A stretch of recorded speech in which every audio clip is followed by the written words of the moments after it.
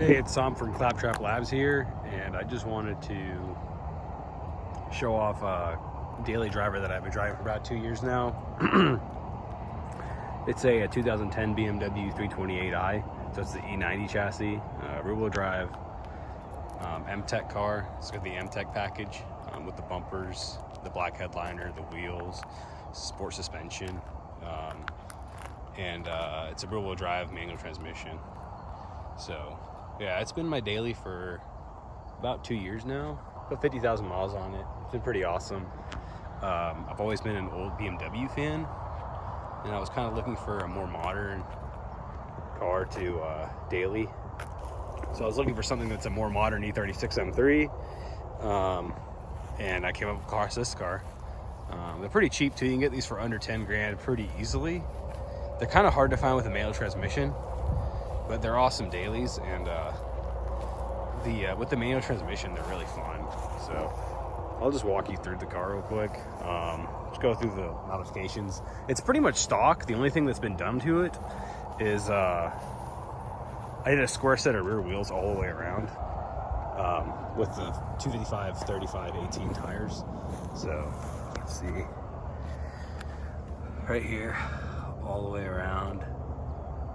They're Michelin AS4s. Amazing tires. Yeah, the car's on Bilstein coilovers. These coilovers are pretty cheap on Rock Auto. They're pretty stiff though, and they're designed to work with all BMW's E90s. So that kind of sucks because they're designed for like 335Ds, so they're a little stiff. But they work really well. They handle amazing. And then also I did the M3 front control arms and the E92 M3 GTS alignment, so you get about 2 degrees of camber. And also I pulled the datum pins in the front strut towers, the strut mounts. There's datum pins that set the strut mount to a factory alignment. You could pull those and get another like half a degree of camber. So it handles amazing, and honestly it handles better than my E36. As far as exterior mods go, I mean, this car is it's literally stock. It's just got the factory M-Tech kit. It's got the Euro spec conversion for the bumper. It's not really like Euro spec, but it kind of makes it look like it. You just delete the reflectors. This one's got the black grills. They're M Performance black grills. You see, this car actually is weirdly optioned because it has the M-Tech package, but the original owner didn't put in the xenon, so it's got halogens, which is like one thing I don't really like about the car. But I mean, beggars can't be choosers. This thing's the perfect spec for me. It's Alpine, and then you can see it's got the saddle brown interior. So as far as, I guess that's about it modification wise on the outside. I mean, it's literally stock looking. It's got a different exhaust on it, which make it sound a little bit better. They're active auto works exhausts. They're pretty good.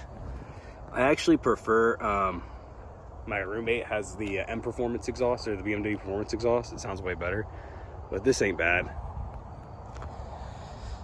As far as interior goes, this is the back seat. It's pretty big. I mean, saddle brown interior, black headliner. This car is a sunroof car.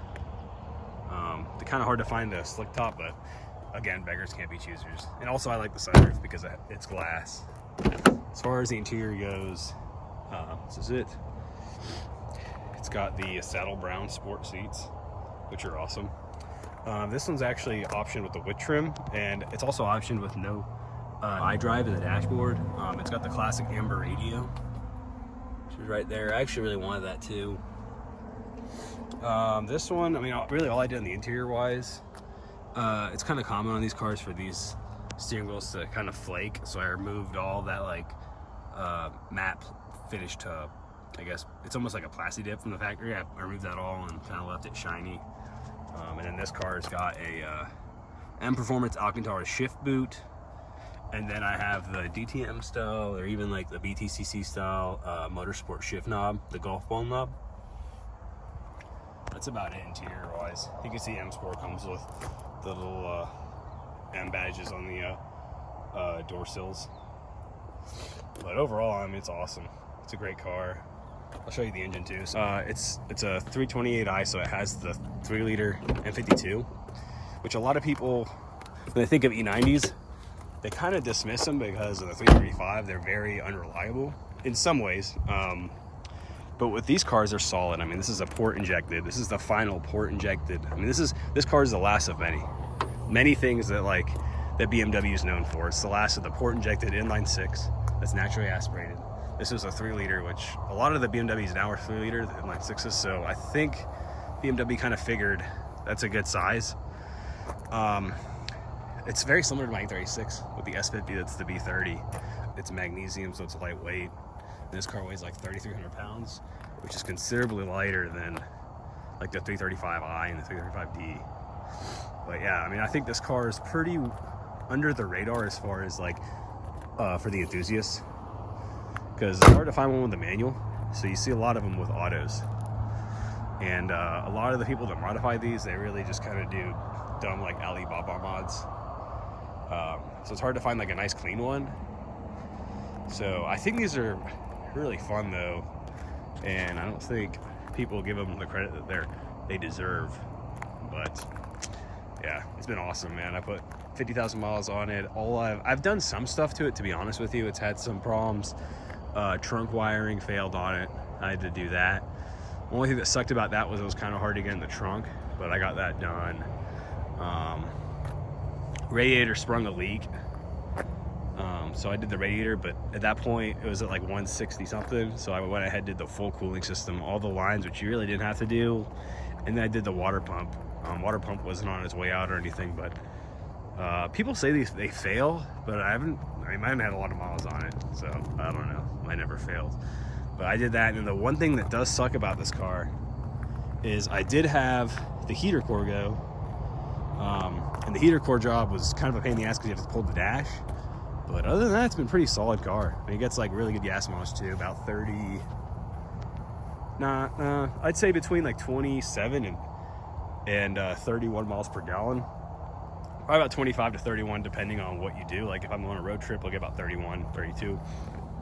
If I'm just driving around, I'll get about 25. On average, I get about 27, which is pretty good. And I've had friends who drive these and they use a regular. I personally don't. And if you're looking for a really fun daily driver that no one really talks about, I'd definitely consider one of these. And they're solid cars, and you could see on Facebook Marketplace or Craigslist, these cars will have like 250,000 miles. I got a friend with 250,000 miles in his. So they definitely last. And yeah, 100% recommend it. Overall, as far as like everything you'd want to do, I mean, this is the perfect car. These are the cars that competed with like the GTIs of the day. And if you look like a 2010 GTI and you compare it to like a 2010 E90, I mean, it's hard to compete with the E90. And the fact that you're getting a naturally aspirated inline six, which is like BMW's bread and butter. You get the amazing hydraulic power steering, rear-wheel drive. I mean, it's hard to beat it. I'd recommend this car to anyone. So if you guys have any questions, let me know in the comments. I'll probably make some more videos on this car. I've done a bunch of road trips in this thing, taking it to the drag-in, taking it all across the southeast. So just let me know if you have any questions, anything you want me to make videos on, and I will. But yeah, guys, appreciate it.